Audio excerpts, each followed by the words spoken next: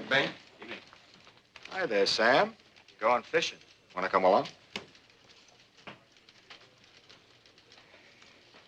There's a low-pressure area just off Vancouver here. Now, keep your eye on it. Let me know which direction it moves in. Sam, what happens when you leave here at night? They got a spot for you in the hangar, give you a regular check. Oh, they couldn't spare the time any more than I can. Well, I hear it's going to pay off for you next week. If that's your idea of a payoff. What are you talking about? Oh, now, come on, Sam. Stillman's moving up to top exec, and you move into Stillman's spot, and you're the last to know, huh? Try that on Sawyer, not me. No, I'm afraid he couldn't. Oh, you tell him, West, then. Ben Sawyer's up for the same job. I thought you knew. My money's on you, Sam. Let's get together soon. It's been too long. All right. Take it easy.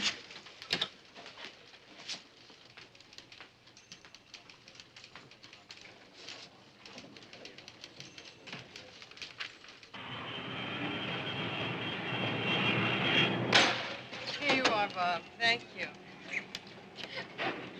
Why don't you start with the galley? I'll take care of this. All righty.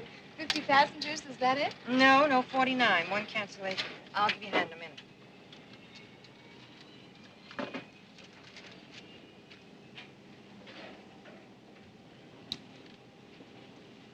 Uh-oh. Well. Welcome. Hi, Webster. Oh, hi. First Officer Murray, I'd like you to meet Miss Darcy. She's a last-minute replacement for Simpson. Oh, it's a real pleasure. And I'm Jack Samples. Yeah, he's the one I warned you about.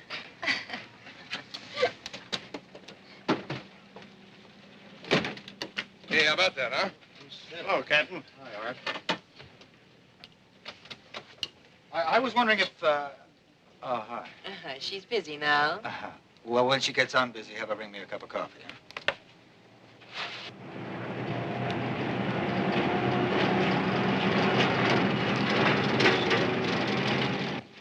Ready for checklist? Yeah, shoot.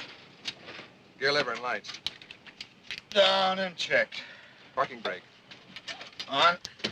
I think you'll be comfortable here, Mr. Richards. May I take your hat and coat? What? Your hat and coat. I'll take care of it for you. Oh, yeah, yes.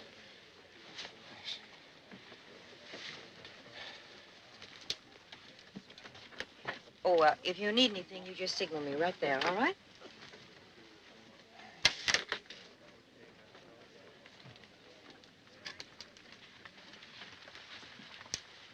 My name is Santa, and I'm going to Seattle. My name is Santa, and I'm going to Seattle. What, darling? Here's Dolly. Now, you be a good girl. Granny's going to meet you at Seattle. Kiss Mommy. Bye. We'll take good care of her. Flight instruments? Checked. Hey, Art.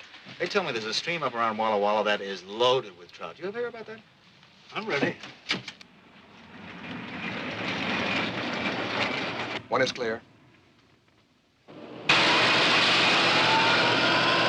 2 is clear.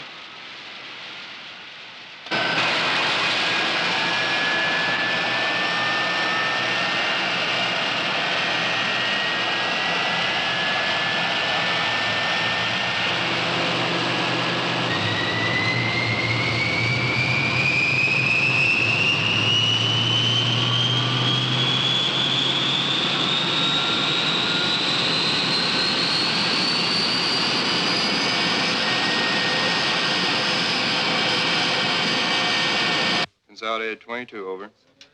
Consolidated 22. Consolidated 22, cleared to runway 25 left.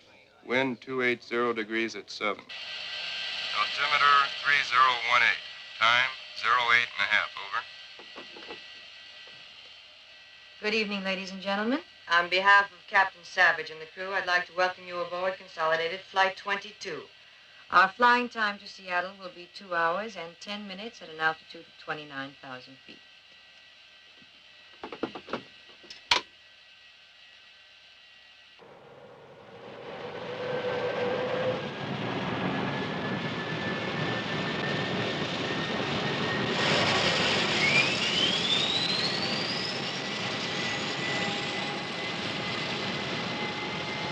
I'm on a heading of 270 degrees. Acknowledge, over. To 270, roger.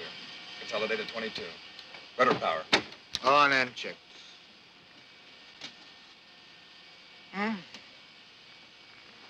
She's still busy. Los Angeles Tower, consolidated 22. We're ready for takeoff. Consolidated 22, cleared for takeoff, over. Consolidated 22, roger. Still busy. Anyway, she only likes young men. Thanks, pal. For the coffee, now sit down and fasten your seatbelt. Roger, Pops. Get that overhead light, Joe.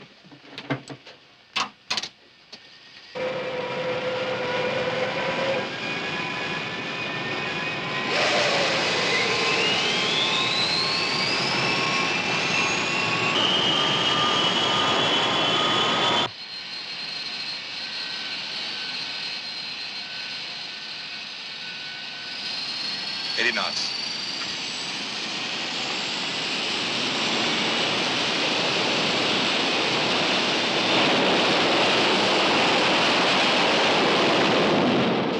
Fully gear up, Joe. You are in radar contact, consolidated 22. Proceed on heading. Consolidated 22, roger. Rudder auxiliary pump. Off and checked. Masterful. I'll go back and tell Darcy how great you are. Maybe it'll help. I'll speak for myself, you don't mind. Right engine's on fire. Chop everything to it. Pull the fire bottle. Left engine feels okay, so we're in good enough shape. Yeah, I'll go back and see to the passengers, Jack, huh? Good girl.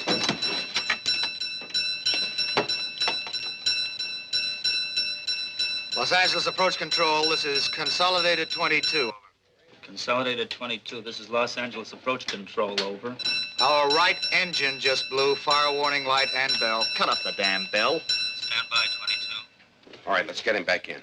You'll have to wait. Planes here, here, here. Not three at once. Have 22 hold while we get them out of there. Radar control, consolidated 22. 22, roger.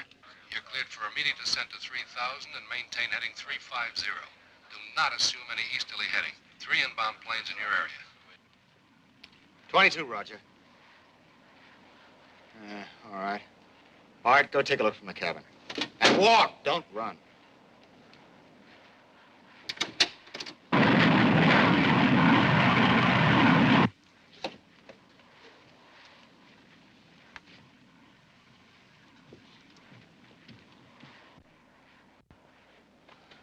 Tell them we're going back. Nothing to be worried about.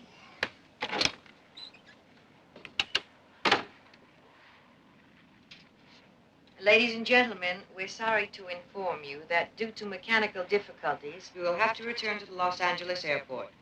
Please keep your seatbelts fastened, thank you. That whole right engine's cockeyed on the mounts. Bent to about 30 degrees. She really blew.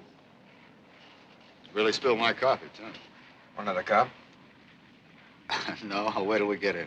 Consolidated 22. This is Los Angeles approach control, over. 22, roger. We can give you approach clearance now, 22. You're a good boy.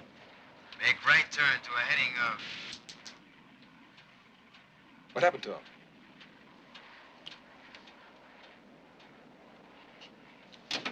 Radar control from 22, over. Went dead. Other engine. Radar control! Chop it off.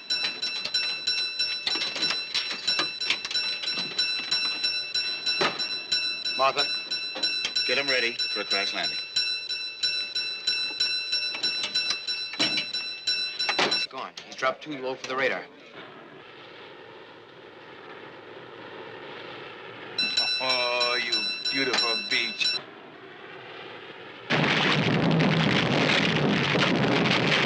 We're in.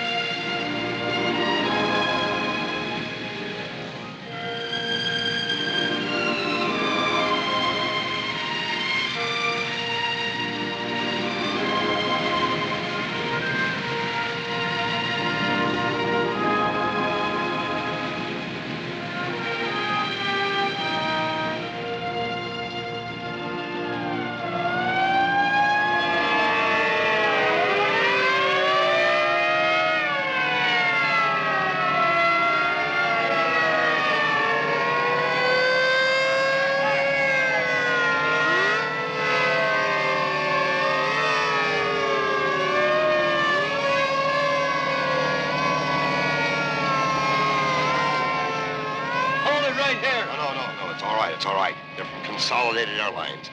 This is Mr. Stillman, Vice President in charge of transportation.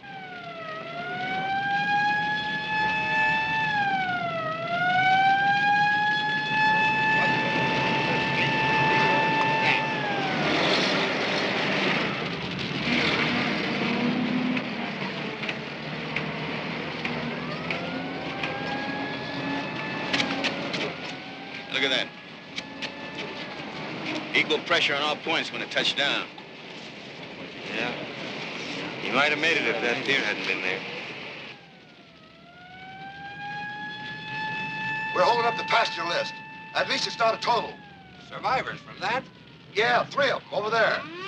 They were thrown clear, one of those unaccountable things. One of them was our stewardess, a girl named Martha Webster. The other 2 are passengers.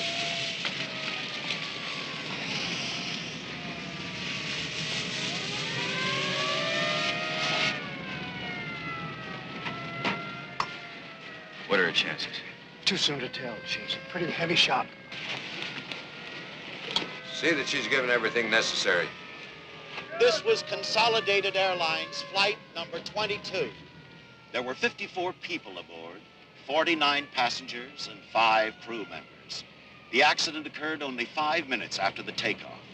The plane was airborne, but it crashed only 10 miles from the airport.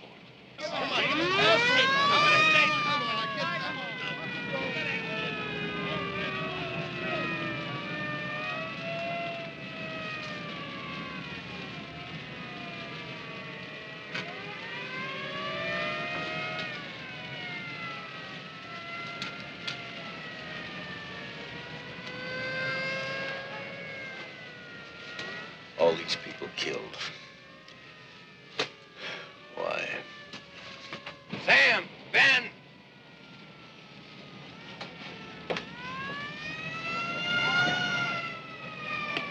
This is Mr. Proctor of the Civil Aeronautics Board. We're taking over the investigation. What about a place to put this plane back together? We'll make room for you. They'll answer all your questions. Just take it easy now. Everybody take your time. All right, here they come. Excuse me, Mr. McBain. We'd appreciate something from you, sir. You? Mr. Wilson here is our public relations man. He can speak for us. Well, I know, but since you're in charge of This is all sort of your bailiwick, isn't it? A thing like this? Mr. McBain handles flight operations. Mr. Sawyer here is Director of Engineering and Maintenance. It's the bailiwick of all of us. Excuse me. Anything further to add, Mr. McBain? All I can say is apparently it was a failure of the right engine soon after takeoff. That's all we know. And you think... Yes, well, I said that's all we know for now. No, not quite. We also know that that was not the direct cause of the crash. And after the apparent failure, the left engine was known to be functioning perfectly and supporting the plane. Then how do you explain this when not only 10 miles from here was the world's biggest airport where everything had been cleared for your pilot? And he acknowledged approach clearance.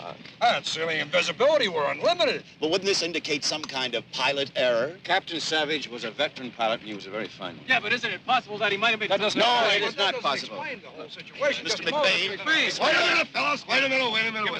All we can tell you right now... Wait just a minute.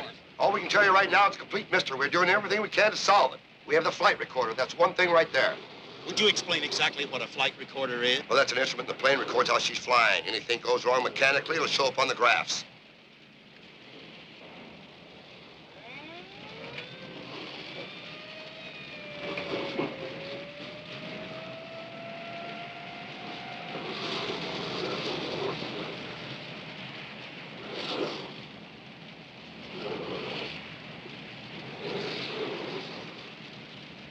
The FBI, they may have something. Deliberate interference from outside. Sabotage? Why not? It's happened before. Okay, keep us posted. Seems one of the passengers took out a special 3-day air flight insurance policy. As much as he could get. And then hit 2 of the machines in the terminal for their maximum. Total of about 400 grand. I want that plane checked for explosion marks. Every Considering that this is a CA. Every inch of metal, wire, and fabric. And under my direction, that will be done automatically. Excuse me, gentlemen. Keep this under your hats for now. It's about 2 of your survivors, the passengers. Yes? Just got the word. They never even made it to the hospital.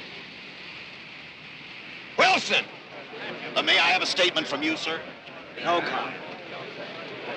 More tough luck. Look, Mr. What is it, Crawford? I don't believe in luck. Whether it's tough or it's It's good. Now, then evidently you didn't hear about that pier. What are you talking about? All normal things being equal, it wouldn't have been there to wreck your plane. A contractor was set to tear it down a week ago. Last minute, he decided to go hunting. It was good, so he stayed an extra 2 days. He was scheduled to start in the morning. If you don't call that luck. Now, wait a minute. That crash was caused by something that had nothing to do with luck. I don't know, somebody tampered, somebody goofed. Then why not the pilot? There are more people involved in a flight than the pilot. Or didn't you know that? Make your mind.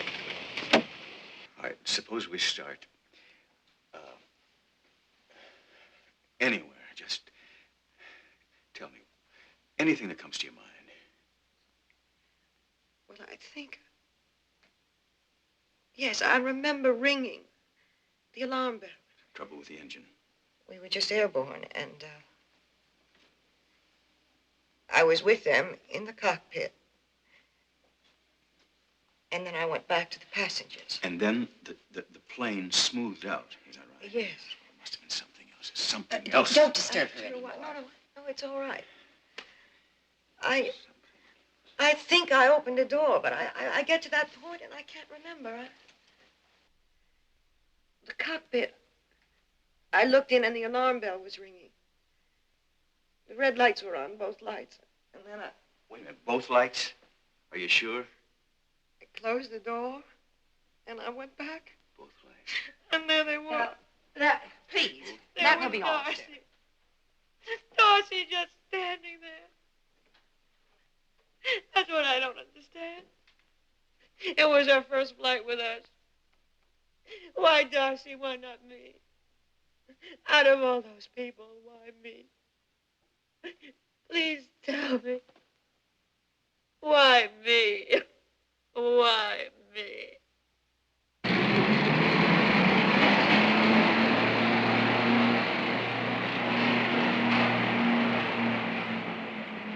Seagull feathers, yes. More specifically, the feathers of a gull known as Pacific kittiwake. Extremely rare visitors at this season of the year. Practically never on the landward side. Strictly an offshore bird. Yet there he was, on your landing strip, waiting to be sucked into the jet chamber to choke it. Very strange for any gulls to have done that. But these particular gulls, well, that's something I'll leave to the philosophers. It has nothing to do with science. Hey, wait a minute, this is the right engine. We already know that can't be blamed for the crack-up. Neither can the other one.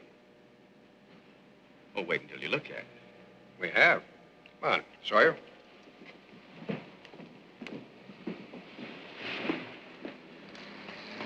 There's your left engine. Not a scratch, Sam. Not a dent. No blast or explosion marks? Nothing. Well, that's impossible. I just left the stewardess, and that engine was on fire alarm. She heard it. She saw the light flashing. Fire it up.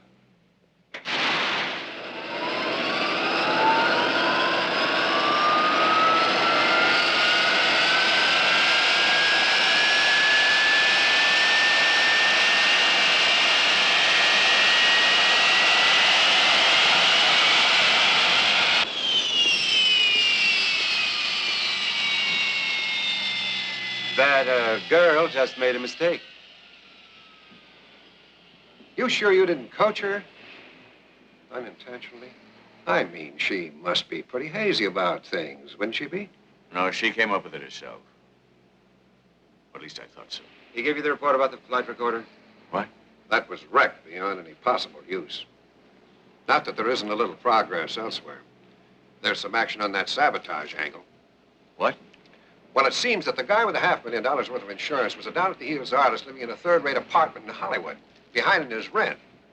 According to his landlord, he'd never flown before in his life. Eccentric. But he was handy with tools. Could make anything. There, this one. Mr. Sawyer. Mr. Sawyer. Radar control is ready with the tapes. Let's go.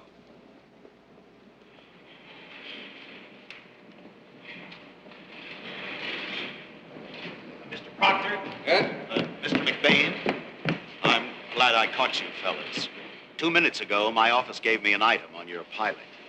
What about him? About his drinking. What do you mean?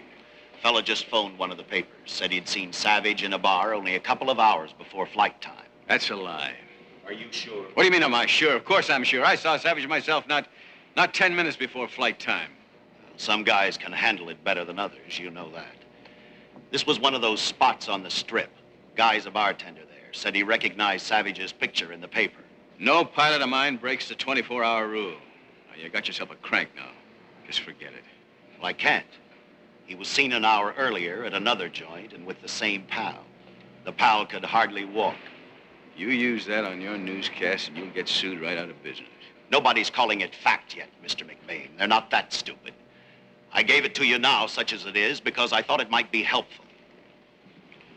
Thanks. We appreciate that, Crawford. Mr. Proctor, please call your district office. I'll meet you at the tower.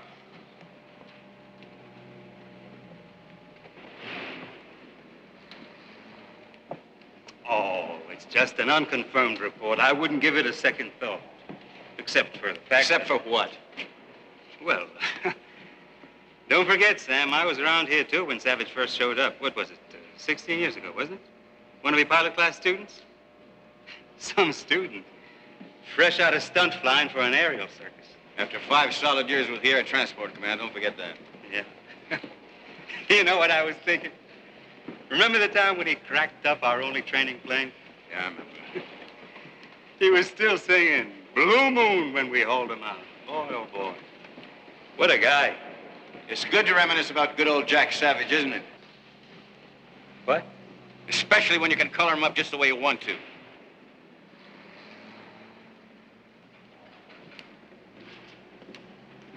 Maybe I got the idea from you. You're pulling engines out of your hat to throw at me every chance you've had. Well, I'm going to throw them right back at you, Sam. I want that vice presidency, too. All right. But you're going to have to nail a dead pilot to the mast to get it, because he's going to have to be proven guilty. Now, suppose we get over there and hear what he has to say. Los Angeles approach control. This is Consolidated 22. Over. Consolidated 22. This is Los Angeles approach control. Over. Our right engine just blew. Fire warning light and bell. Well, cut off the damn bell. Stand by 22. How did he sound? What? How did he sound? In some trouble, but not panicked, if that's what you mean. No, he didn't sound like he'd been drinking. All right, let's get him back in. He'll have to wait. Planes here, here, here. Not 3 at once. Have 22 hold while we get them out of there. Radar control to Consolidated 22. 22, roger. You're cleared for immediate descent to 3,000 and maintain heading 350. Do not assume any easterly heading. 3 inbound planes in your area. 22, roger. Let's hear that absolutely steady. Thing like that, how could you tell one way or another? What's this about this drinking? I can tell you, Mr. Stillman, absolutely nothing. Now, funny thing, that last. Out of some 20 planes arriving during that hour, each of those 3, each one was off his individual schedule at that particular instant. Otherwise, we could have cleared Savage with no delay at all. All right, 22. We can give you approach clearance now. You're a good boy. Here was the other oddball thing. Their radio went dead. Will you acknowledge 22? This is Los Angeles approach control. Over. We never heard another word. That's when whatever happened to that plane happened. And of course, they weren't able to tell us about it, yes? Yes, he is. To you, Mr. Proctor. Oh, thanks. Yes, Proctor here. That's it. That's all there is. But how about that? Any idea on the odds of a radio going out? That had nothing to do with bringing that plane down. Well, that wasn't my point. I'm only saying that right in front of that situation, we had those 3 jets in there. That wouldn't happen in another dozen years either. But that isn't what caused the crash, and that's what we're interested in. What did? Something material, something you can put your finger on. Thank you. We'll be right there. That was the FBI. Another sabotage? Got some more dope for us. Along with the guy's suitcase that just fished out of the water. Well, that's it, gentlemen. So much for your saboteur. Forget him. Oh, wait a minute. What about all that insurance? That's not normal. Oh, for him it was. There was another guy going with Richards. Last minute, he had a premonition. He was your one cancellation. Richard got scared and hit the machines to their maximum, with his sister as beneficiary. Yeah, she lives in Seattle. She was getting married. That's probably why he packed away this moth-eaten tuxedo. He meant to get there all right in one piece. Yes. Excuse me, Mr. McBain. Mr. Hutchins and Mr. Wilson are here. We'll keep in touch. I want to get this in my report. Oh, yes, there's a CAB hearing tomorrow. Tomorrow? 10 o'clock. I know it's jumping the gun, but public pressure's building up. And this won't relieve it much. The rumor first circulated earlier this morning of a violation of regulations by the pilot, drinking in a bar 2 hours before flight time. Jack Savage. Legally speaking, if there's anything in that story at all, we're up the creek. Every relative of every victim will probably be lining up his case right now. That hearing will be packed with their lawyers, all ears and teeth bared. That's the usual procedure, isn't it? Blame the pilot, especially when he's dead, then he can't defend himself. Let's face it, Sam, Jack wasn't the so-called ideal image to begin with. No, what do you mean by that? Well, a bachelor like that? Yeah. The public likes to think of these guys as family men. You know, houses, mortgages, kids, and so on. Well, it just so happens that I am a bachelor, too. You are not a line pilot.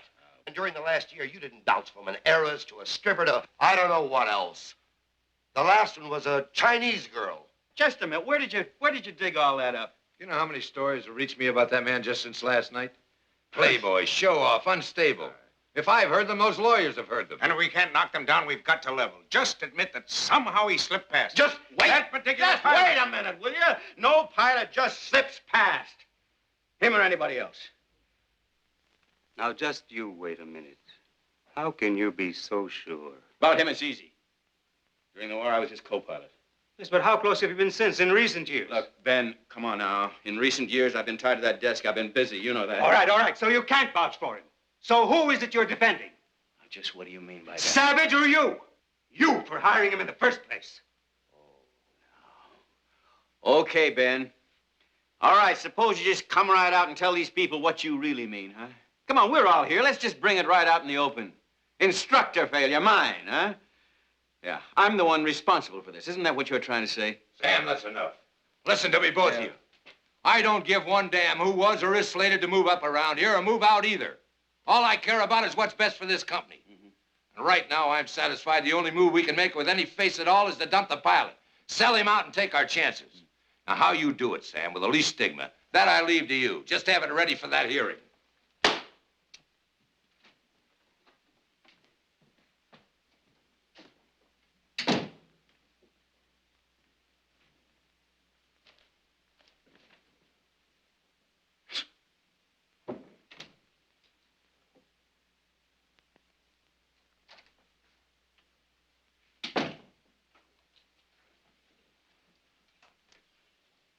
Teamed up on you, didn't they? I wasn't eavesdropping. I just ran out of cotton for my ears. Oh, look. Of course something had to cause the crash. You think he's guilty, too? Oh, I didn't say that. Yes, you do. I only mean that everybody's been looking for some one thing. Now, maybe it's a combination. A lot of small things. Big bad breaks, coincidences. Well, why not? Now, those feathers, for instance.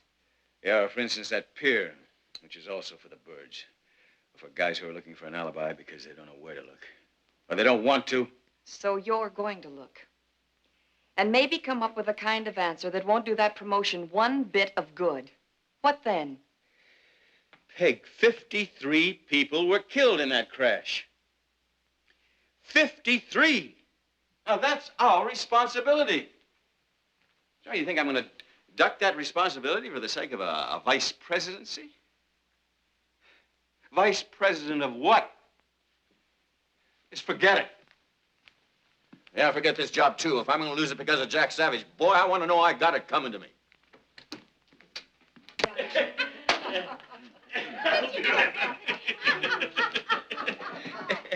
Hey, what do you have? Hey, I understand you're the fellow that identified the pilot of that plane. Yeah, I'm the one. You said he was in this bar last night, right? Yeah. And you actually saw him take a drink? Oh, well, yeah, I saved him. But I didn't stand over and watch him. I mean, we were jumping, mister. I understand you recognize him from this picture here. Yeah.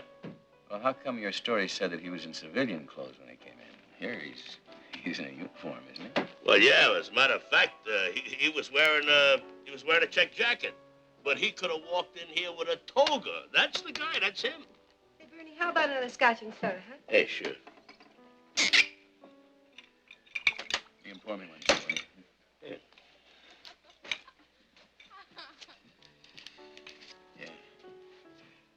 You keep the change. Well, thanks. Oh, yeah, I forgot to mention, he was standing right over there. He was kicking and scratching, having a wonderful time. There was this gorgeous tomato jammed up against him. I mean, just having fun, you know. Yeah.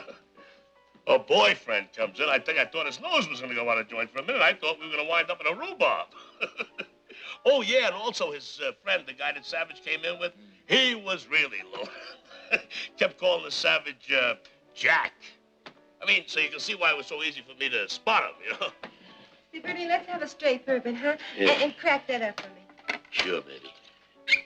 You, say his friend called him Jack. What did he call his friend? Well, tell you the truth, I never heard. But I recognized the guy. I mean, he was about Savage's age. I remember he come in one morning about 11 o'clock. Schlock. He was really dang. His name was Mickey. Mickey what? Well, who knows? I only knew that much because he said he was going to go to another pub. And this other guy said, no, Mickey, let's hear the tune first. So he gives me a buck to get to the combo. You know what the tune was? Blue Moon. Blue Moon. How about that?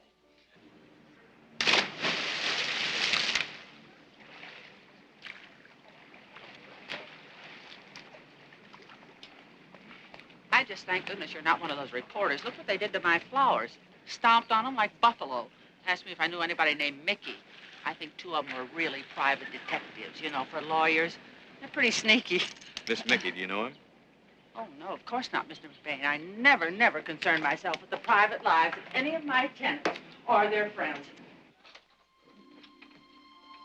They told me I ought not to touch things for a while.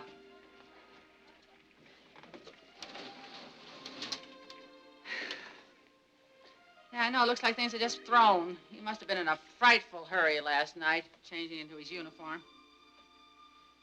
That's a nice one, isn't it? You like that sort of thing? I just never cared for checks. They're too showy. Of course, now for him, might be all right. Oh, yes. How he loved that concertina. Whether the neighbors did or not. How they did complain. Parties, dozens of people, him singing and squeezing that thing till all hours. Oh, I guess I shouldn't repeat that. No, that's all right. Well, it isn't as though I minded, Mr. McBain. You see, I keep strictly to myself. Live and let live, that's my motto. Oh, yeah, that was another one of his pranks. Well, do I remember the night he brought that home. Laughing and stumbling all the way across the court like some wild... Oh, there I go again. I just happened to be standing by my window when they came along, Captain Savage and this, well, one of his lady friends he'd picked up, Lord knows where. I just wonder how much longer they expect me to look after these things. It isn't as though I had nothing else to do. Oh, see what I mean? Yeah, that's a tenant again. If it isn't one, it's another. But never one quite as trying as Captain Jack Savage, right? Well, I'm sorry, but I can't help it if I was brought up with certain moral standards. Now that, a lady's garter, if you please, right out for everybody to see why it's downright indecent. I won't be but a moment, Mr. McBain.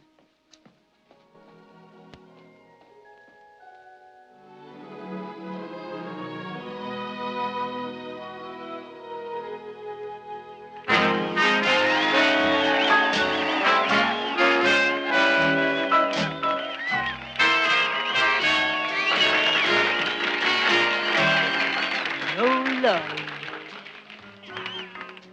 no nothing until my baby comes home. No, sir, no nothing as long as baby must roam. I promised him I'd wait for him till even Hades froze. I'm lonesome, heaven knows,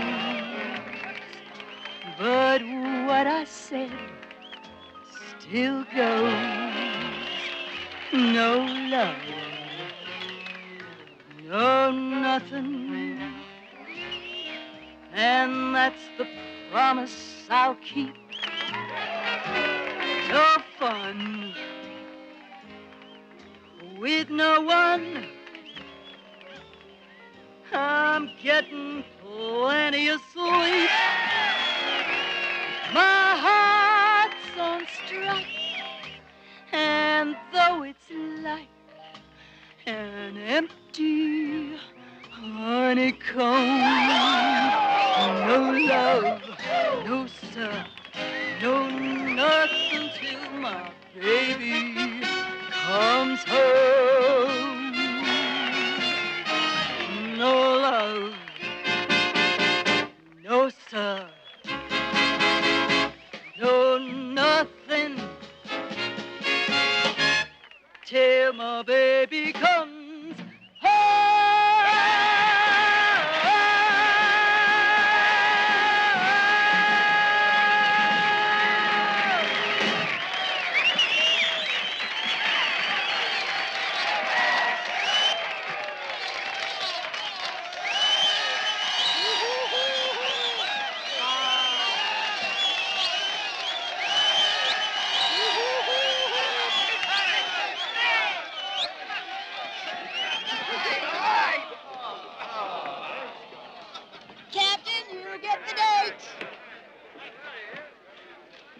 She knows you stood a soda too, huh? Oh, now, come on, Sam. She picks out one square at every base. It's good for morale. Except yours, buddy. Excuse me. No love, no nothing, until my baby comes home. No, sir, no nothing, as long as my baby must roam. I promised her I'd wait for her. Oh, I would wait. Oh, don't take it so hard there, old pal. Morning for you, Sam. What? Your date's off. It's all right. She knows about it. The CO called her. Oh, come on, knock it off, will you? No, really. Yeah, sure. They're sending us out with a cargo of heavy machinery tomorrow morning, early. Briefing's tonight. You got to take over. Why me? Well, they've nailed me for one of those strategy huddles over at base headquarters. You know how long that'll last. Tough luck, Sam.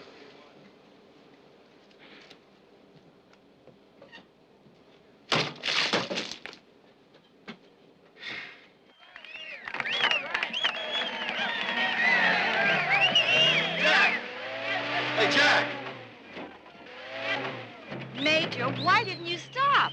And hold up the war effort? Why, Miss Russell. He's on his way to a briefing. Yahoo! Oh, you dirty.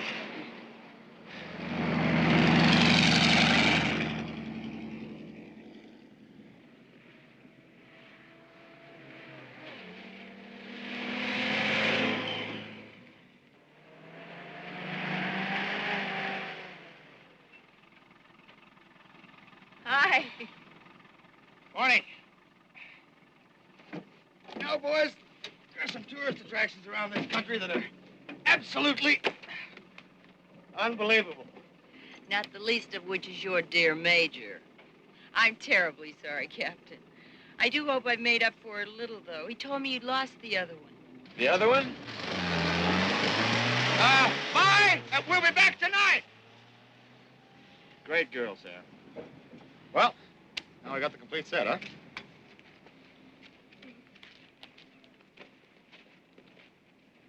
Yeah, it was a very interesting briefing last night, especially we found out the whole mission was your idea. What? Oh, yeah. Well, I get these brainstorms once in a while, you know. It can be terribly tiring. Well, you're in great shape for a fine flight. Well, I don't intend to. You're going to be doing most of the flying. Hey, Ralph. Yes, sir. Wake me up when we get over that jet ammo dump, will you? Yes, sir.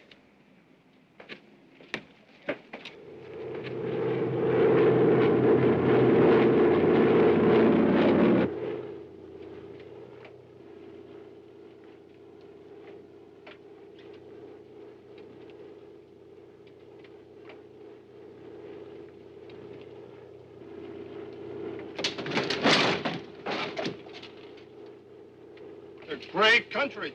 Jungle below, ice out there. Yeah, and it ain't getting any better either. On the cowling now, too. Oh, it's an ideal situation, if you ask me. You know, you guys start feeling secure. You get bored and dissatisfied. Start complaining. Oh, me? I'm one of those kind of nuts who likes to feel safe. Oh, yeah? Yeah. Why is that, Sam? What do you mean, why is that? Because I got post-war plans, that's why. Flying? That's right, flying. Not this kind of flying, that's for sure. Oh, commercial, huh? Yeah. Sane and commercial. And all laid out, huh? Punch the clock on time, be nice to the passengers, then all the way up the ladder to the top. The big boy with his finger on the number. What's wrong with that? What happens if your number comes up, Sam, and it's a cancellation? I don't figure it that way. Didn't figure you did. You know, I'm all for flying, wouldn't be without it. But you show me the lifetime guarantee on anything. You know, the best thing you can do as far as I can see is to Major? get the most out of every single day and be ready to pick up your marbles when they call you. Yeah. What, Ralph? That Jap base you wanted to know about? Yeah. Scotty thinks we're over it right now. Right. We on their frequency? Yes, sir. Hand me that mic. Now, what's this all about? Well, we can't shoot at him. At least we can let him know we're still in business. Oh, great. Steady there, baby.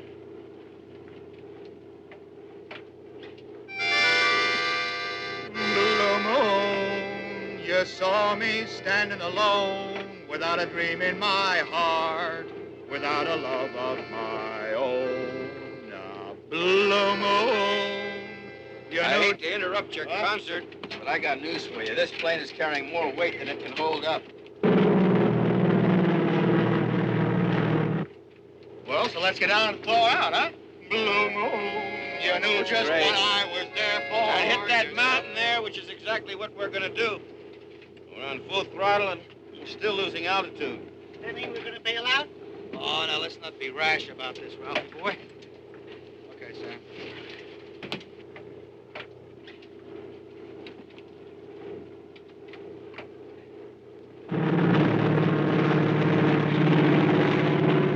Tell you what you do, Ralph. Call Chapua.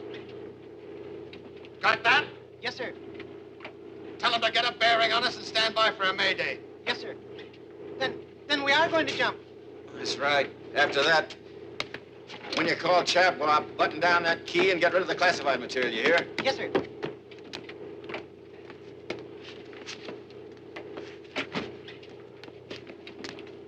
Get him out of there, Sam. Go on it. I'll be behind you when I finish up here.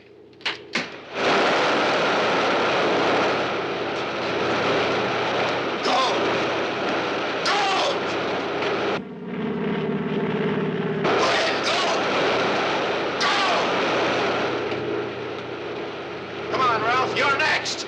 Wait a second, I'm having a little trouble. I'll look after him. Go on and take off. Come on, let's go. I told you to get out of here. Bundy, come on. I'm in command of this plane, and that's an order. Now, out.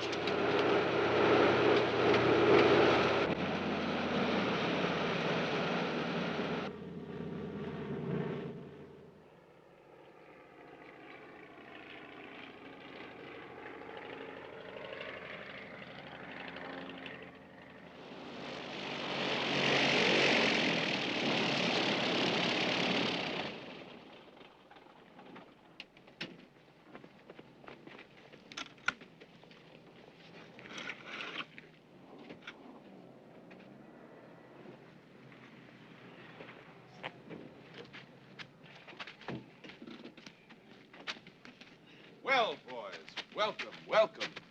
I tell you, that was great news, hearing that you'd been spotted. We're mighty happy, and I know you are, too. Yeah, well, we could be a lot happier. Bundy and Savage. What about Bundy and Savage? Sam, it's ours. It's ours. Colonel, that plane was 1 minute away from a crash. What happened? Probably the finest flying that you'll ever run across. He just wouldn't give in. Wouldn't abandon a ship like so many other. I think you know what a ship like that means to us in times like these.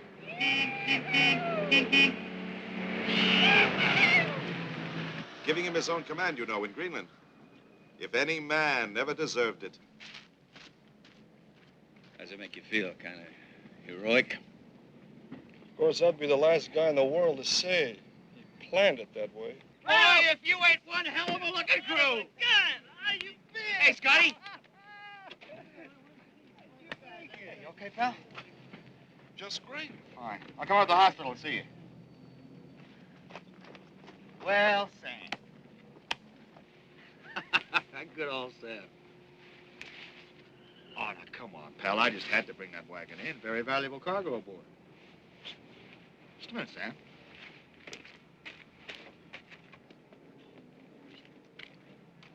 Here it is, Sam. Jane says welcome home, too.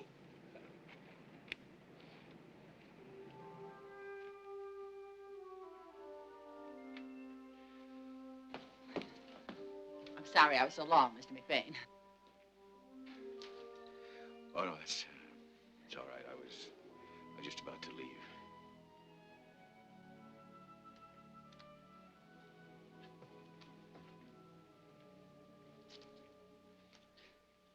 She's lovely, isn't she? You recognize her, of course. No, I can't say that I do. That's his fiancée, Lisa Bond. The Pasadena heiress. One of the oldest families in Southern California. How he snared her is a mystery to me. She wouldn't even see the newspaper men this morning, they told me. That's why I did all I could to help them about Captain Savage. I felt so sorry. You say she lives in, what was it, Pasadena? You have her address? Oh, Mr. McBain, you wouldn't visit her now in her hour of grief? Oh, dear me, no. A lady like that? Oh, come. Oh, darling. Oh, you look lovely. How was Europe? Oh, Tom and Eloise have been asking for you. Eloise! Listen, have a drink. I'll be right back. I have a man in the bar. Now, what you think? I'm terribly sorry. You know how these hassles are. You understand, Mr. McBain? This was already scheduled. There simply wasn't time to stop it. I really couldn't, no matter how I may have felt inside. How did you feel, Miss Bond? I mean, inside. Terrible. You did. Well, Now, where were we? We were talking about a man by the name of Mickey, who was supposed to have been a friend of your late lamented fiancé. I thought you might have met him. Hello there, Sarah. Tom. Hi, Lisa. How are you? Do you mind? Could we go someplace, Mickey. excuse me, and talk? We're away from all this. Oh, Mickey. Nope, I don't recall anybody by that name. But actually, I've met almost none of Jack's friends. It actually didn't last very long, the engagement. I don't know how it even started. You don't know how it started? In the ladies' room, where else? It was up in San Francisco at the airport, between planes. I don't know, the door jammed, and there I was. Damsel in distress, yelling for help at the top of my lungs. And you know what happened? He talked me into staying over. And then he got a buddy of his to fly his schedule so he could stay over, too. Now, that's what I call a real salesman. Lisa, if you're not going to dance with your friend, how about letting me have a chance? But I just was going to do the same thing, darling. Look, I'm kind of running out of time, and besides, I seem to be just playing straight man to some of your very delightful recollections. Some other party, perhaps. Excuse me.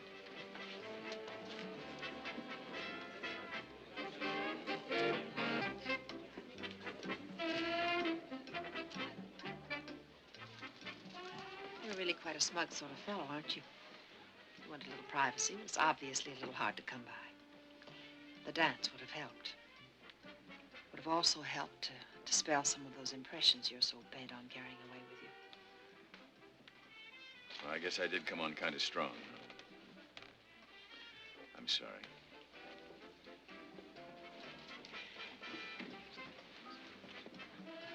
Right after that San Francisco episode, I found myself organizing a big party, big weekend at my Santa Barbara ranch. I wanted all my friends to meet him. The grand finale was to be the formal announcement of our engagement. Do you know what he did? He wandered off that day and showed up 2 hours late. We found him in the kitchen wearing hip boots and cleaning a sink full of fish. Well, that must have made quite a hit with everybody. Oh, believe me, never was a disaster more welcome. Of course, I was able to break off the engagement then and there without a qualm. Say, listen, do you have a phone around here I could use by any chance? Oh, right over here. I must say he made a show of it. Getting over it, I mean. A friend of mine said that she saw him coming out of one of those Hollywood nightclubs not more than a week later. She said the girl with him was Chinese. A dancer, I suppose, something like that. Lisa, how about a dance? Oh, I'm available. Oh, one more thing, Miss Bond. What did you think of Jack Savage? Not as a fiancé, but as a man. Oh, this is McBain. May I have my office, please? And what if they were to put you on the stand as a character witness? And what would you say? Under oath? Yes, under oath. Hold it, Peg, will you? Well, then, in that case, he was the most unreliable, irresponsible, and unregenerate man I ever met. Come on, Robbie. Let's dance. Peg, How does it look so far? I tell you, we're cooked. They got everything on Jack except Mickey, and they probably got him. I don't know. Not so far, not that I know. And anyway, you can forget him for now. You've heard about Jack's Chinese girl. Yes, among others. Well, she evidently lasted no longer than they did, so you can forget her, too. I've got a new one for you. Break it to me gently. Well, the report on Jack's insurance came in. A week ago, he named a new beneficiary. Sally Fraser, 26, unmarried. Ever hear of her? No, of course not. Where can I reach her?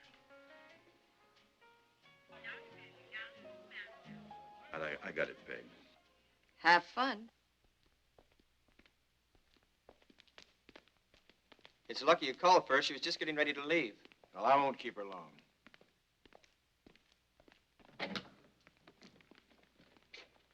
The gentleman is here, Miss Fraser. Thank you.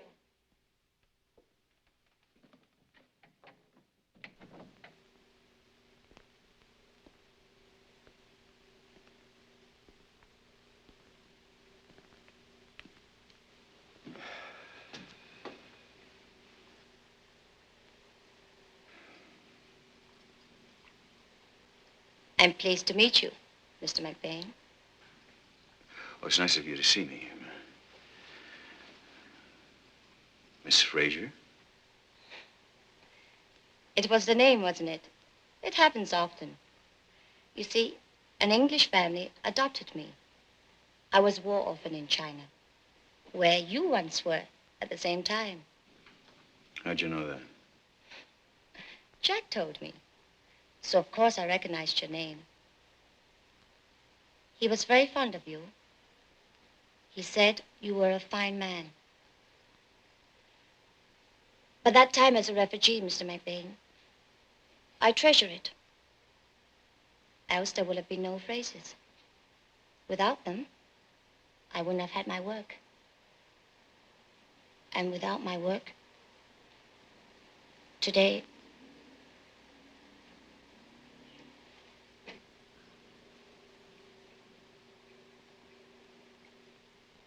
there she is.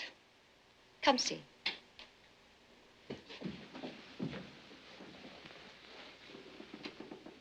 Suphophorus maculatus, in case you've never met. She's a lot smaller than her name, isn't she? You may call her moonfish, if you'd rather.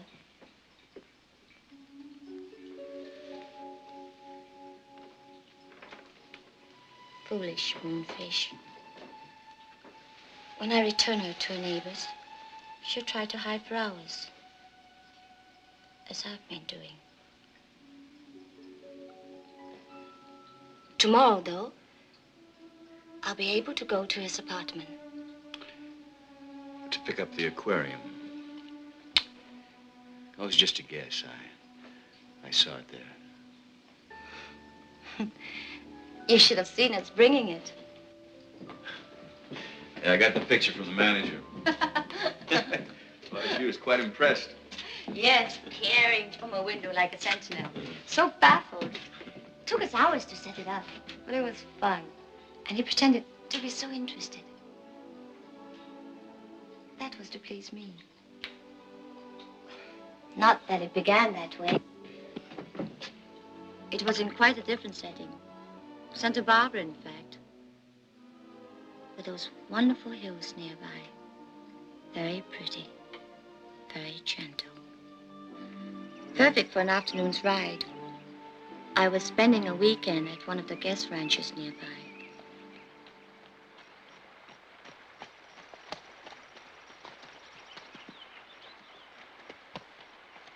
Yahoo! No! What? Throw him back! What, are you out of your mind? He's a beauty. That's right! Let him go! Let him What are you talking about, let go? Look at the size of it. How could you, a thing like that? I want to throw you in after him. Go ahead if you want. Ow! Fish are to admire and study. What? They're God's most graceful creatures. You don't say. Who are you, anyway? For one thing, an oceanographer. Oh. And what for another? An ichthyologist. It was pretty silly to ask, wasn't I? All that in that tiny little package? Forget it. Nobody'd ever believe it. They don't always.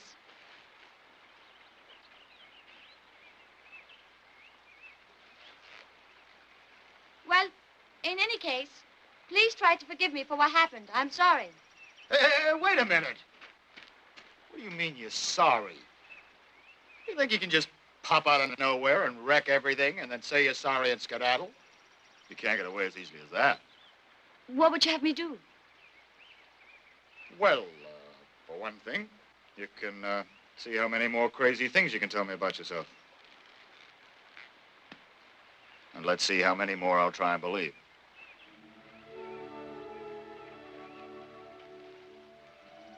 Naturally, after a while, he told me about himself.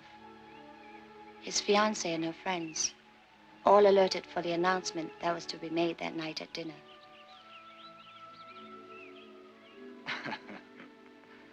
No. Let's not rush things. You know, what we should do is look for the longest trail back. I don't understand. You want to be late for the announcement? I want to stop it altogether. What kind of a person are you? Another fish getting off a hook. You approve of that, don't you? If you didn't want to get married, why didn't you tell us so? I didn't really have anything to say about it. First time I knew I was engaged was when I read it in the papers. But I think it's all settled. I've been working on this flight plan for quite some time now. I think it's cruel. No, not cruel. It's crude. The minute I barge into the kitchen with these, it'll all be over. Her friends will celebrate her return to sanity, and her fans will cheer her escape. Sally? Don't look so worried. It's as right as rain for her, too. Come on.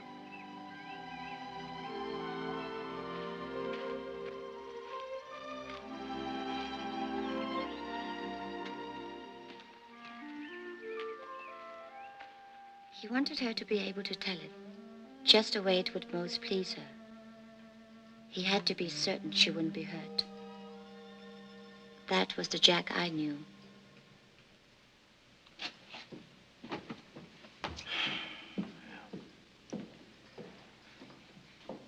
It's too bad it's not the Jack I knew.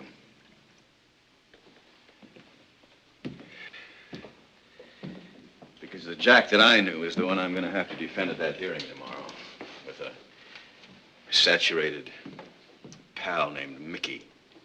Mickey? Did you know him?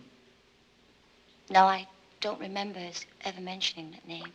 And all this business about him leaving everything he had to a woman he'd known for less than a month. Yes, I was surprised, too, when the insurance people informed me. He had told them I might like it for my work. And that's what it will be for, Mr. McBain, in case you're as curious as his prosecutors. That's fair enough. After all, I'm curious about you. About me? Why? You're even bothering about those things. Spending such time, such effort. And still not knowing what caused that crash. I suppose you do know, huh? Of course. It was fate.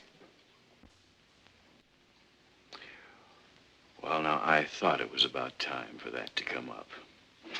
Then it has occurred to you. Only as a refuge, Miss Fraser. Because, like it or not, I deal in vital statistics. You are the way Jack described you.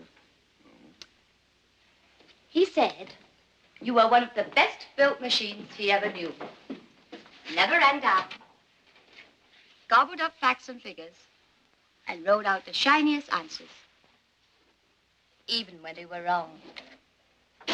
Well, he may not have liked them, but he knew they were real. They weren't mysticism. Mysticism isn't such a bad word. To some, it's the same as religion. Just as to some, fate should be spelled God. Either way, there must be faith attached. The acceptance of a divine operation, a plan. 53 people were destroyed. Now, if you can see the divinity in As that... I said, there must be faith. Fine, all right, then. Suppose you use that instead of logic. I'm sorry, I can't. But once you can, so many things will fall into place. It may even occur to you then that perhaps fate has been moving you too. Every step you've been taking. I admit I'm an older hand at this than you. Well, you could have been born yesterday and be that. I can tell you that there have been moments these past hours when I felt that the whole overall plan, whatever it is still somehow moving on towards some purpose, some revelation. I mentioned this to Ralph Bundy only this morning. I'm not sure he believed me Wait a either. minute. Did you say Bundy? Ralph Bundy? You remember him? Jack said he was part of your crew during the war. Yes, he was our radio operator. Yes. He and Jack were close friends. Do you know where I can find him? He might know this Mickey. Would you like me to take you there? I'd like that very much. That's the plan again, you see. It happens to be on my way home. Right.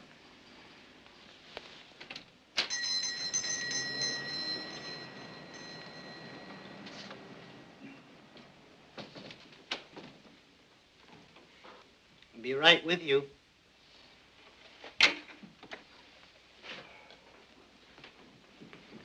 Sally. I brought you no comrade. Hello, Ralph. Well, for Captain. Excuse me, that got to be Major, didn't it? Well, it was Sam at first, so let's use that. Well, come around here, sit down, and have a cup of coffee. I'll get you a chair. No, this is fine, right? It's quite a place you have here. No complaints. I've been pretty lucky, I guess. I'm just sorry that it was something like this, what happened to Jack, that brought you by. Yeah, I'm sorry, too, but Funny, ever since it happened, I haven't been able to look around here, look at my family, look at me even, without knowing that I wouldn't even be here to look at anything if it hadn't been for him. You mean for him, for Jack Savage? You were part of that time. You remember that bailout? Sure, I remember it, especially when he brought the plane back anyway. I couldn't very well forget it. And you blasted him for grandstanding because you never knew what happened. What did happen? I mean, what really happened up in that plane. Right after Jack told you not to wait for me, and finally he had to order you out. I remember how scared I was. I guess that's what caused it. I was bumbling around with the gear and finally went back to make the jump.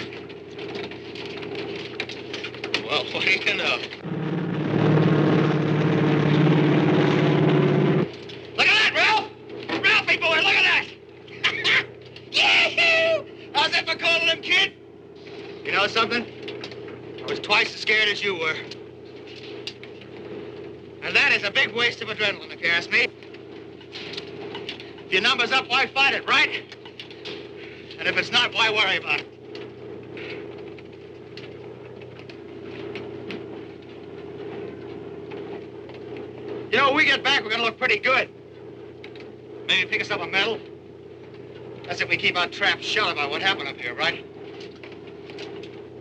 What do you say? It's fine by me, sir. You got a deal. Blue moon, now I'm no longer alone, without a dream in my heart, without a love of my own. Yee-hoo! No, he didn't fool me for a minute. He just wanted to set it up that way for me. I owe him a lot. I want to think I would have spilled the truth anyway, but of course, we were transferred to Greenland, and I guess you could say we've been together ever since. He always kept in touch. He was never too busy. Whenever I needed him, he was always there. And he was the same to all the other fellas of the old crew. Bud Grant, Mickey Doolin, Dave Scott. Wait a minute. Wait. Did you say Mickey? Yeah, Mickey Doolin. Oh, you don't remember him. He was part of the Greenland deal. He was co-pilot. Haven't you been reading the papers? I haven't wanted to read a line about this thing. They've been raking this whole town looking for somebody by the name of Mickey. He probably hasn't read the papers either. Well, the story is he was making rounds of the bars with Jack that night. Now, where does he live? You tell me. Place to place. Where does anybody like that live? No, I mean his hangouts, his friends. Same thing. I just don't have any idea, Sam. Sorry.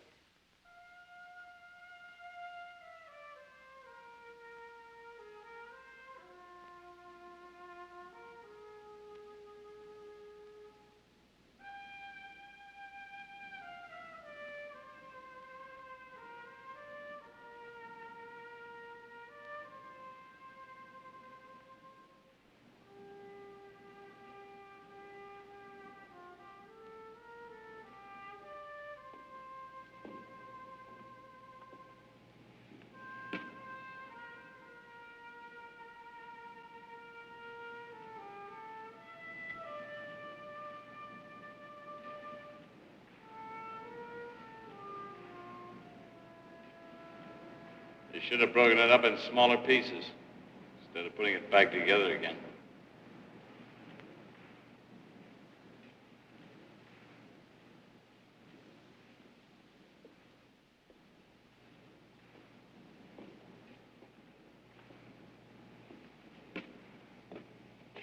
You're Mickey Doolin. Yeah, that's right. I've been waiting for you. I had an idea you wanted to see me. Not that you haven't had that pleasure before. I hit you up for a job once. No, I'm sorry it didn't work out. Don't be sorry. You're probably right in turning me down. Mind you, I said probably.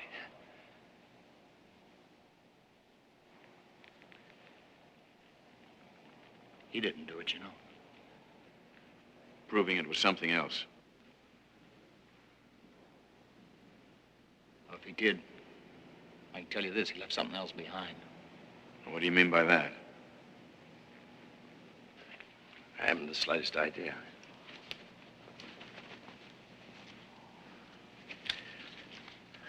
Just going by something that Jack said once. Over Greenland. It's a great place for little talks. You ever see Greenland? Greenland from the air? From an altitude of 4,000 feet thereabouts? Then 3,000, 2,000, 1,000. The way you would if you were lost. Couldn't find the field, couldn't even raise it on the short wave. And you're nosing down through the clouds, so maybe you can get low enough so you can see it with your eye. We didn't know how high we were above anything till we saw it land or sea. Naturally, this is a matter of grave concern to our leader. Blue moon, you know just what I was there for, yeah. Saying a prayer for... Give me a light, Ralph. Yes, sir.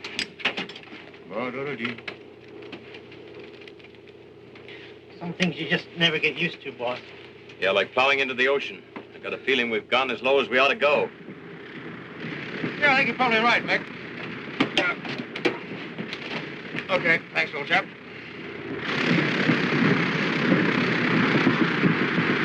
Ralph, sit down and fasten your belt.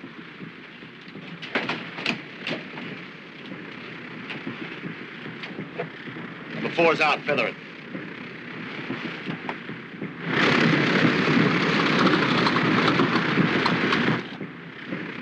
Four's feathered. Field's at the end of this fjord, Mick. You mind telling me how you know that? I don't know. It's got to be. We're out of gas. Oh, I see. Number 1's out. Feather that.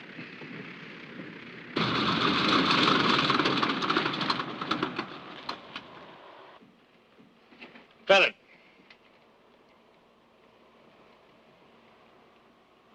You know, in other words, the landing field can't not be there, because we never have another chance to look for it. Oh, of course. No, really, we'd have bought it. Timing's not right for a deal like that. Naturally. Well, I know the timing's not right because it'd be such a damn waste to everybody. You know, I wouldn't have left anything. I wouldn't have given anything. Either would you, probably. Understand? Oh, sure, I understand. Blue moon, ba-ba-ba-da-da-da-da, ba-ba-da-ba-ba-ba-bee-bee, ba-da-da-ba-ba-ba-boo, ba-da-da-da-da-da-da-dum. That it?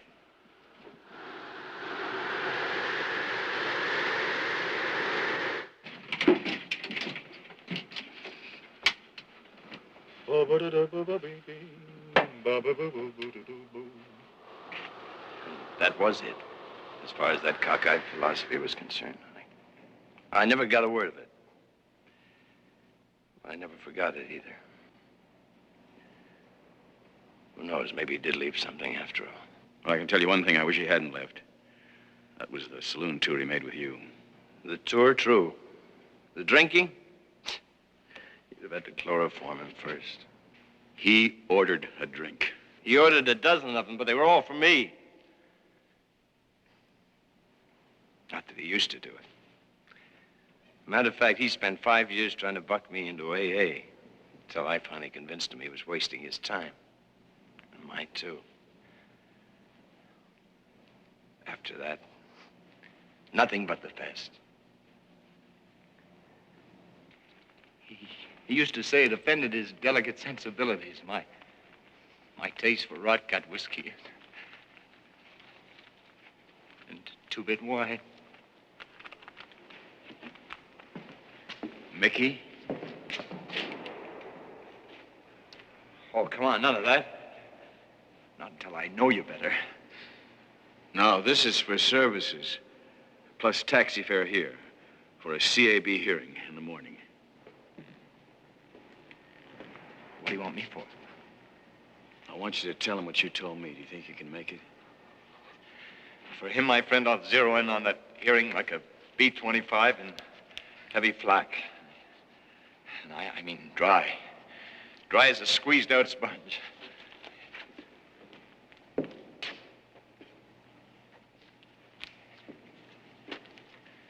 McBain, what I mean is I'll sure as hell try.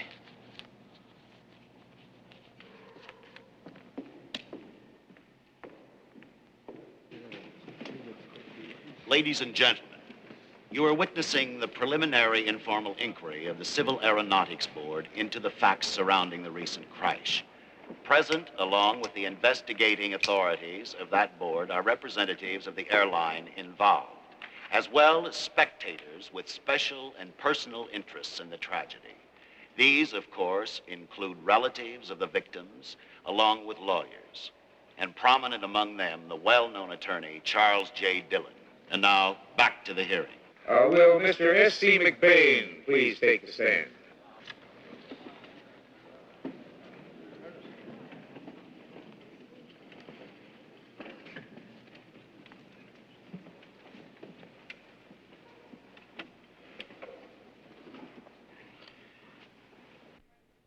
Now, Mr. McBain, I dare say you've conducted certain investigations of your own, quite apart from those of this board. Well, let me say, Mr. Chairman, that my search has been one of process of elimination. As you know, in the beginning, there was a strong possibility of sabotage. And when that was ruled out, it left two other possibilities, either human or mechanical failure. And when the mechanical failure was ruled out, that left the one other, which was the human failure. It also left us with a scapegoat by the name of Jack Savage. As far as these charges against him as breaking rules and lapses in character,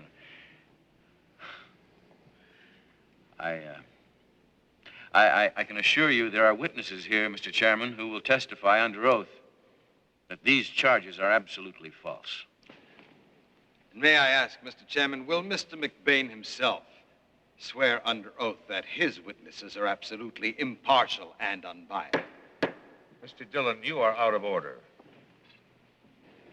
My witnesses are very biased, Mr. Dillon, as anyone would be who knew Jack Savage for the man he really was. And they would be the first to testify that this was a man who would not deal recklessly with the lives of others. This was a man of great compassion, with an abiding urge to help, not hurt. In many ways, he was the kind of man that I wish I had been. If this eulogy is quite complete, Mr. Chairman, I wonder if we could return to the case. From time to time, Mr. Dillon, I have the unmistakable impression that you're conducting this hearing. My apologies for that, sir. However, I am accompanied here by those people who have lost beloved members of their families in this tragedy. They're desirous of the facts. Only the facts. Mr. McBain has demonstrated his reasoning ability by process of elimination, at least to his own satisfaction. He has removed the last possible explanation for the crash. Therefore, I must assume he has nothing further to offer. Mr. McBain? No, I have something further to offer. Because you see, Mr. Dillon, like you, I am interested in facts. I've had a lifetime contempt for anything that wasn't a proven fact. But so many elements combined in such profusion that they just could no longer be ignored. For example, that flock of birds, that pier if it hadn't been there, the three planes, the three planes in the air at the same time, all off schedule. I'm sorry, Mr. McBain. I'm not following very well. What I'm trying to say is that for some inscrutable reason, which I don't understand and I don't pretend to know why, all of these things seem to combine together to cause that crash. So when you use up all the natural explanations, what do you have left? I mean, what is there but the supernatural? And what word do you use for that? Fate. What? Are you saying that this crash was a matter of luck? Is that what you're saying? Well, if you want to use that word, yes. Simply a bad break? No, I wouldn't use the word simple, Mr. Chairman, because simple it certainly was not. But as far as it being a bad break, who knows? Not bad. Then good, perhaps? This loss of 53 lives?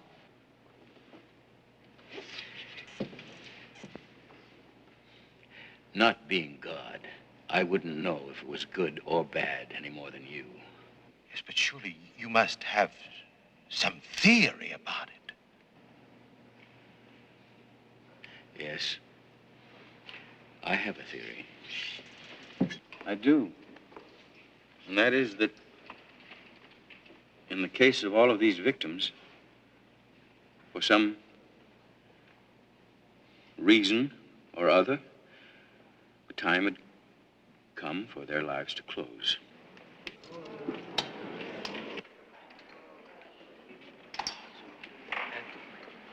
You're saying that your organization really performed a most saintly service in collaborating on this mass execution, and therefore ought not to be condemned but praised? Mr. Chairman, may I interrupt? Mr. McBain, don't you know that if we gave any credence whatsoever to this explanation of yours, that every stupid pilot error that's ever been committed could be excused on the grounds of chance? Mr. Chairman. Certainly he knows this is no more than a remarkably inept attempt to obscure what was clearly pilot error. Will you be quiet? And I have every intention of proceeding on that basis. May I please have the floor? The chair recognizes Mr. Hutchins. Let the record show, sir, that Mr. McBain's testimony is entirely his own and is in no way an expression of Consolidated Airlines in this matter. Duly noted. May I also, at this time, request permission to withdraw until later in the week in order to prepare a more proper presentation. Under the circumstances, I see nothing to be gained by continuing today's session. Request granted.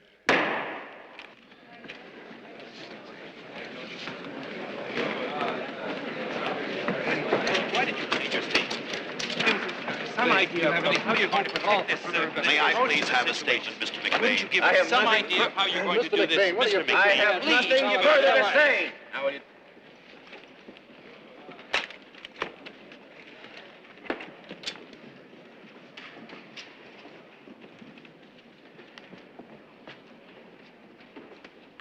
didn't tell you the wrong things. Please try to believe that.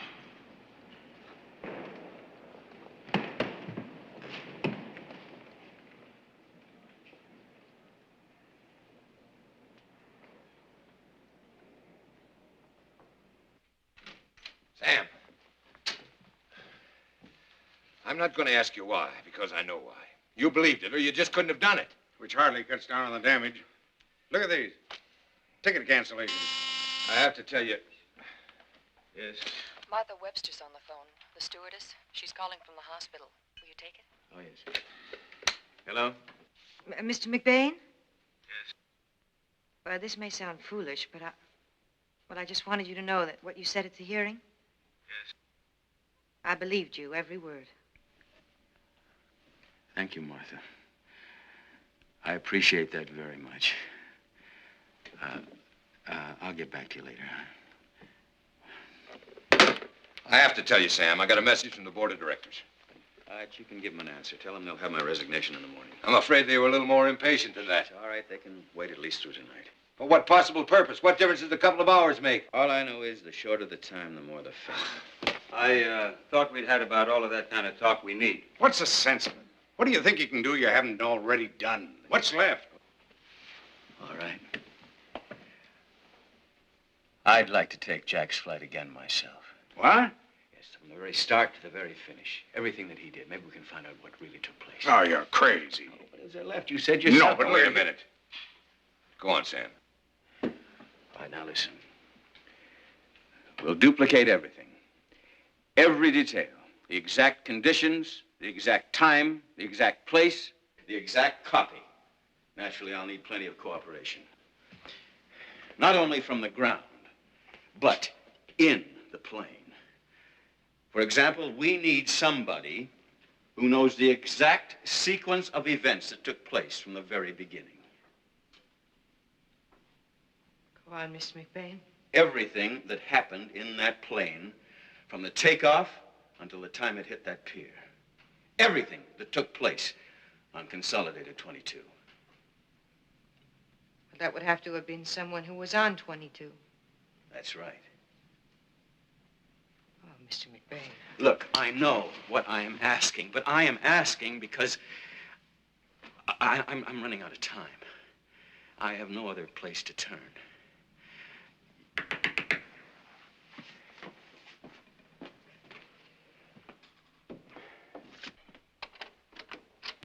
Here you are, Miss Webster, all cleaned and pressed, good as new. Oh,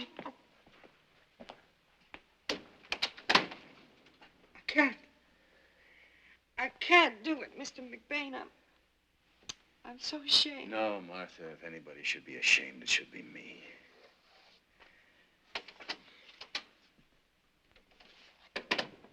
Just put a bag in each seat except one. He'll show you which one.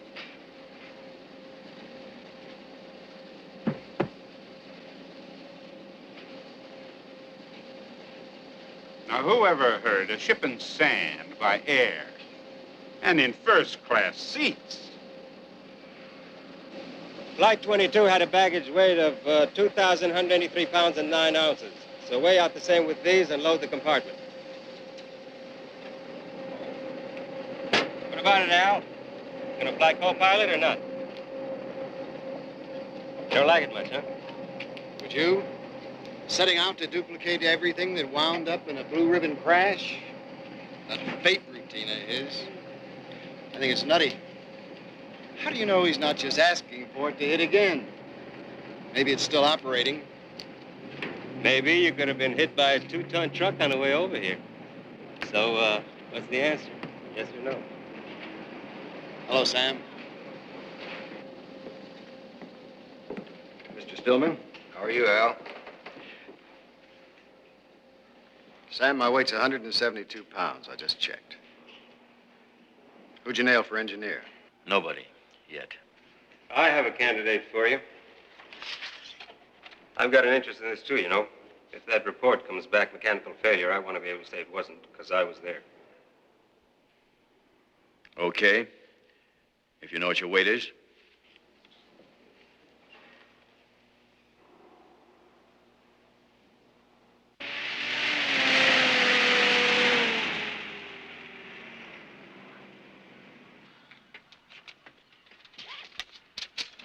All set. Down at the last cup, saucer, plate, and bottle.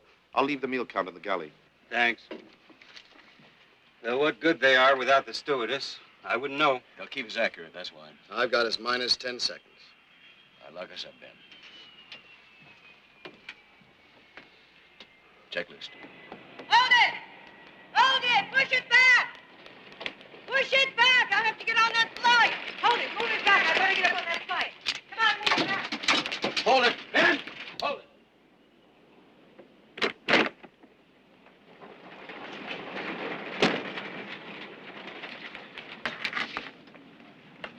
Sorry. Guess I held you up a little bit, huh? It's all right. We'll make it up.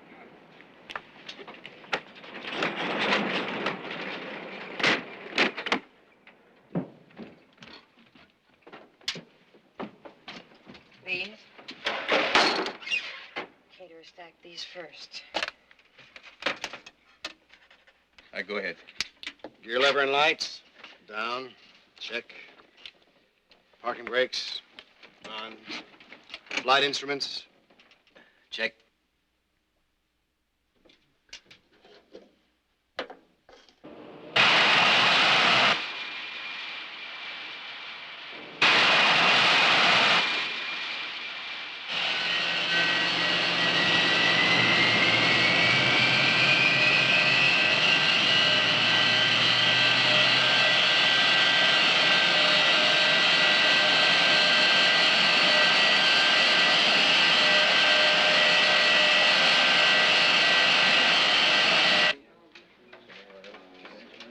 Wind, 280 degrees at 7, which is pretty odd. Exactly the same as the other night. Over. Roger. Thank you.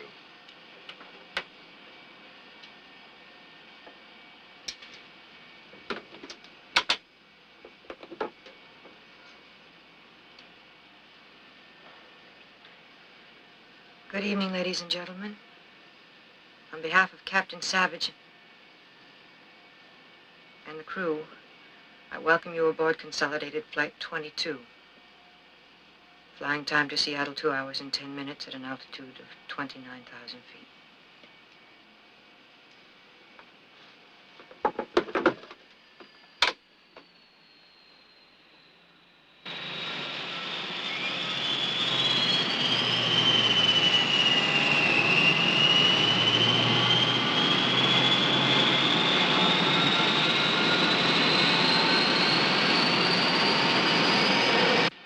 Consolidated 24, cleared for takeoff. Over. Roger. Consolidated 24. I don't know if you wanted this detailed, Mr. McBain, but it was now that I brought him the coffee. I want everything. Oh, well, I handed it to him. And, he was busy with the check, and well, yes, he set it right down here. We joked about Darcy. She was supposed to bring it, and then you... then Jack, he told me to sit down and fasten my seatbelt. You're doing fine.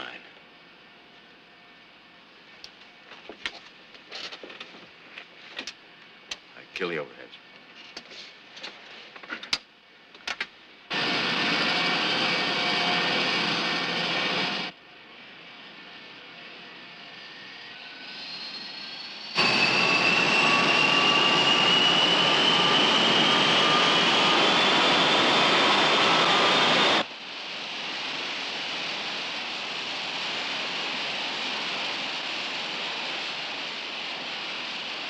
Knots.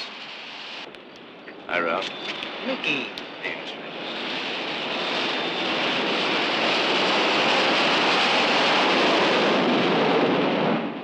.20-degree flaps, landing gear up. You're on the radar, contact 24. Savage's tape is running. Gonna try to track you with it second by second, okay? Roger. Consolidated 24. We have you 2 miles west. Same pattern exactly. It must have been about now your right engine went out. Yes, it was now. Cut the right engine. No, don't trim first. Just cut it. Now I trim.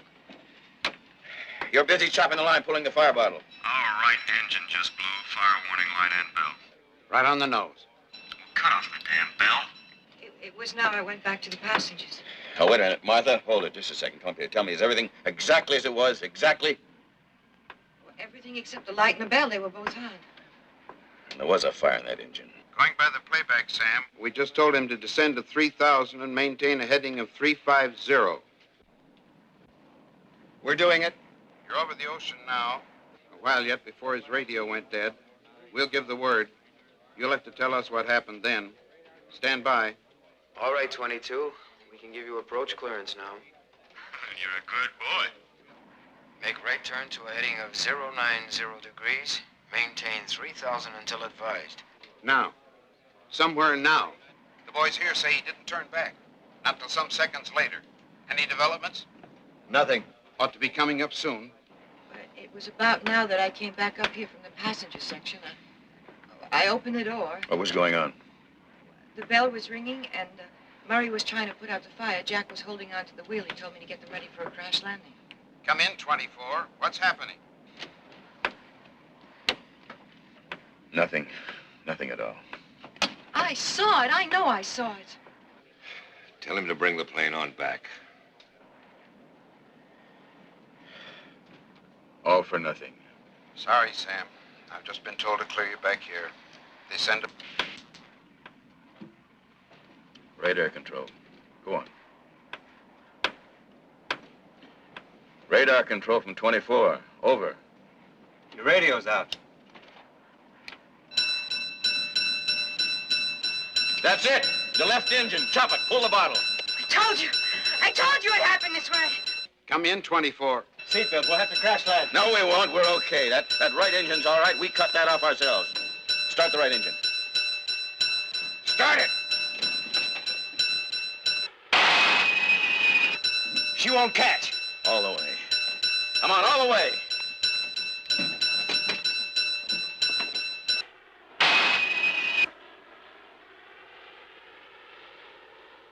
He's dropped off the approach scope.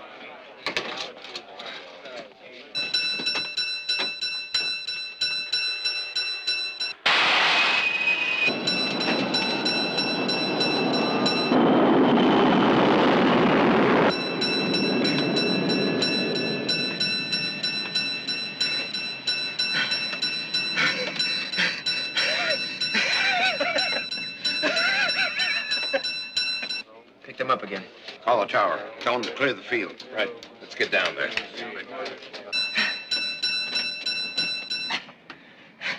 Thanks.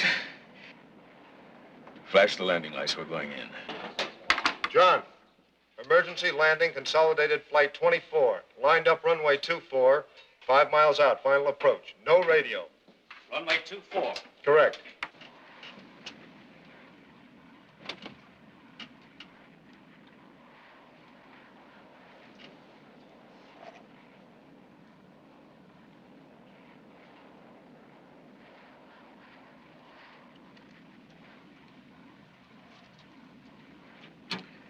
Pry the lid off that, Ben. No, pry it off right now.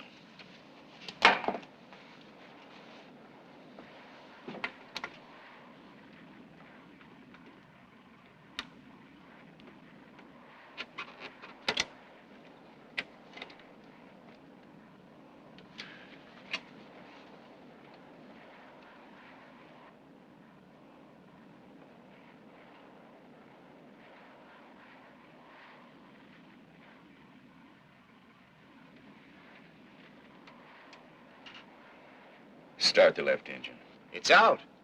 That engine is as good as the day it was built. Here, take it.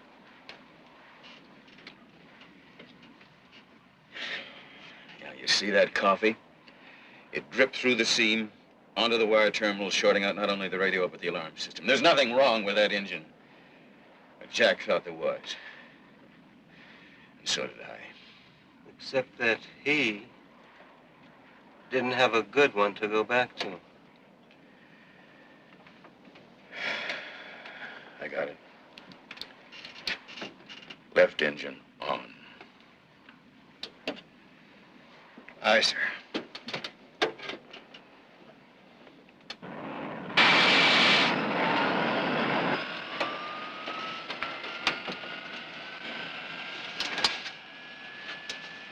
Landing gear down.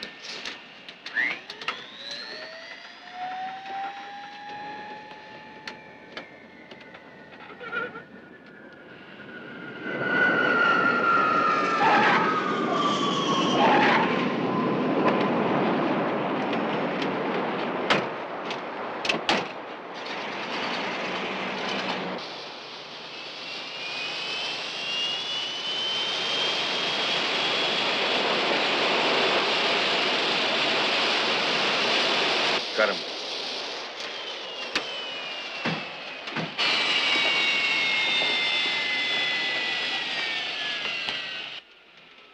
You explain to them what happened, huh, Ben? It'll be my pleasure.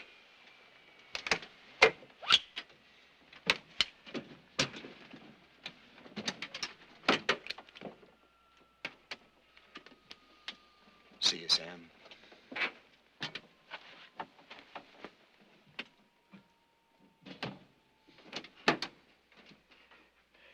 You didn't put the seam in that panel, Martha. You just brought the pilot a cup of coffee. What will they do about that? At the seam? We reported to the FAA. They'll contact all the airlines and the plane manufacturers, and the error will be corrected. That's what. So that it can never happen again, huh? So that can never happen again, yeah.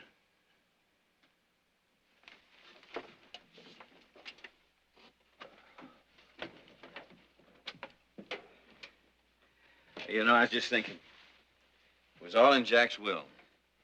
He told a friend of his that he wouldn't go unless he left something.